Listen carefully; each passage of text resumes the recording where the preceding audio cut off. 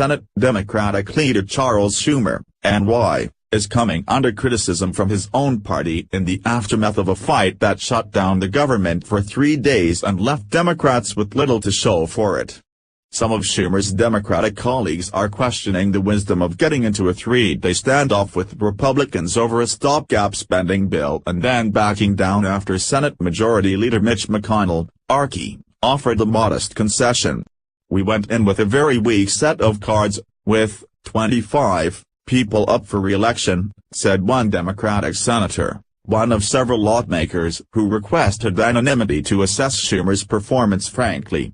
Advertisement. All but 5 Senate Democrats on Friday voted against a month-long spending bill passed last week by the House that did nothing to protect from deportation undocumented immigrants who came to the country as children. The vote led to this week's 3-day government shutdown, which ended Monday after Senate Majority Leader Mitch McConnell, RK, said he would allow a vote on replacing an Obama-era program protecting so-called Dreamers from being deported. Liberal groups were enraged by that decision, arguing Schumer didn't get enough to back down. "It's official, Chuck Schumer is the worst negotiator in Washington, even worse than Trump," said Mersh Zalid, political director at Credo, a progressive advocacy group. Republicans said the concession wasn't anything that McConnell wasn't already planning to do. Another Democratic senator said almost every local news channel he spoke to over the weekend began its interview with the same question: why did Democrats shut down the government? A third Democratic senator said it was an unwinnable battle from the start because the GOP funding measures included a 6-year extension of a children's health care program, a top Democratic priority. "You can't win." McConnell used craven politics by pitting one group of children versus another, the third lawmaker said. The first lawmaker noted that Democrats up for re-election next year in states won by Trump, including North Dakota, West Virginia and Indiana, are coming under attack from an ad launched by President Trump's re-election campaign. It warned that Democrats who stand in our way will be complicit in every murder committed by illegal immigrants. "We had people take a very tough stand in states that don't have a lot of dreamers and have a lot of kids on chip," the senator said. "They were already being attacked with this very vicious set of ads that reminds me of the Willie Horton ads of yesteryear." Schumer never appeared to be itching for a fight over government funding and immigration that could risk a shutdown. In fact, the Democratic leader appeared more aligned with Democrats facing tough re-elections who said they wanted to keep the government open. The shutdown battle became portrayed in the media as Democrats taking a stand for Dreamers facing deportation, but Democratic senators say that was only a small part of it. They felt they had to object to the month-long spending bill House Republicans unveiled early last week because it had no input from Democrats. Democrats felt the lack of consultation, and the failure to address their non-immigration priorities, was so insulting that they had to take a stand. Even Senator Jon Tester, D. Montana, who earlier dismissed threats of a shutdown as stupid talk, felt he had to vote against the month-long stopgap because it ignored community health centers or hospitals that participate in the 340B drug pricing program, one of his pet priorities. But things didn't play out as Democrats planned. For one thing, they thought Republicans would agree to a very short-term continuing resolution, perhaps for a couple of days, to allow the negotiations to continue without shutting the government. After all, McConnell had promised on ABC's This Week in December, "There's not going to be a government shutdown. It's just not going to happen." As a result, Democrats were surprised when McConnell refused to move up the timing of a vote on the House-passed month-long stopgap. Schumer and his fellow Democrats also thought they could force Trump to the negotiating table with the threat of a shutdown. Trump seemed amenable to negotiating when he invited a group of Republicans and Democrats to the White House on January 9 and when he invited Schumer alone to the Oval Office Friday. But surprisingly to Schumer and his Democratic colleagues, his demand for a meeting with Trump after the shutdown started was met with silence. Schumer acknowledged on the Senate floor Monday morning that he had not spoken to Trump since Friday and the White House had refused to negotiate.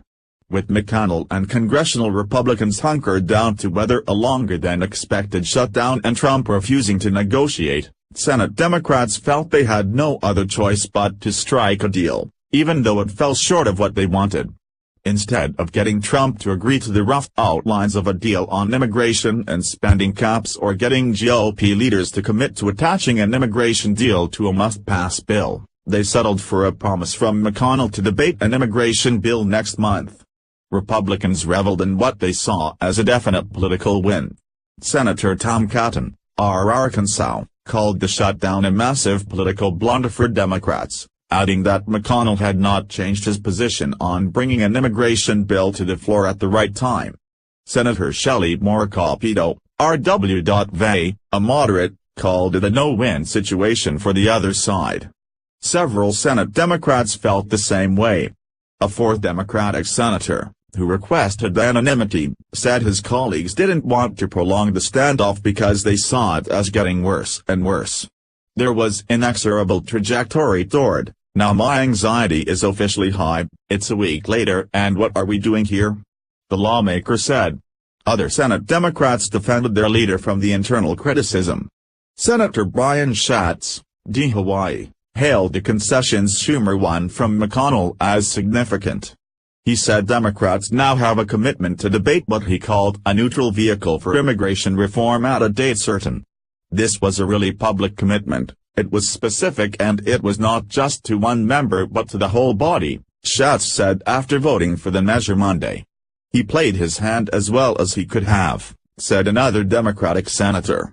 We have a commitment to put a bill on the floor, which we didn't have Friday.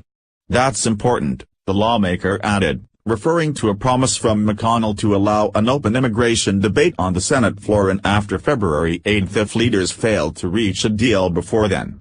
In the House, Representative Luis Gutierrez, DL, made his criticism public. He said Schumer and the Senate Democrats are about to cave shortly before they took a key procedural vote Monday to advance a short-term funding deal.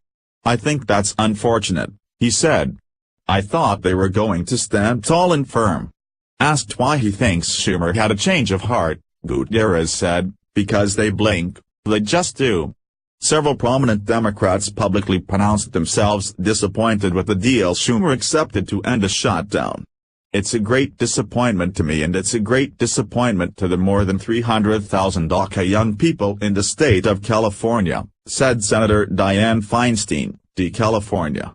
The strategy was to keep it fixed to a must-pass vehicle because there was great worry that the House was not going to pass it, she said of any immigration legislation that might pass the Senate. I'm just very disappointed, she said. House Democratic Leader Nancy Pelosi, California, who had been in lockstep with Schumer throughout the shutdown, panned the deal. I don't see that there's any reason, I'm speaking personally and hearing from my members, to support what was put forth, she told reporters. Schumer and 32 Democratic colleagues, as well as Senator Angus King, VT, an independent who caucuses with Democrats, voted for the 3-week GOP funding measure based on McConnell's assurances. But those who didn't, a group that included most of the Democratic senators seen as stalking presidential bids, said they felt McConnell hadn't offered enough. The majority leader's comments last night fell far short of the ironclad guarantee I needed to support the stopgap spending bill.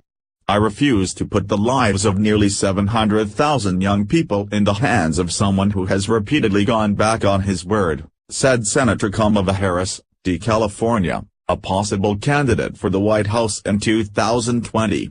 Mike Lillis and Jordan Carney contributed.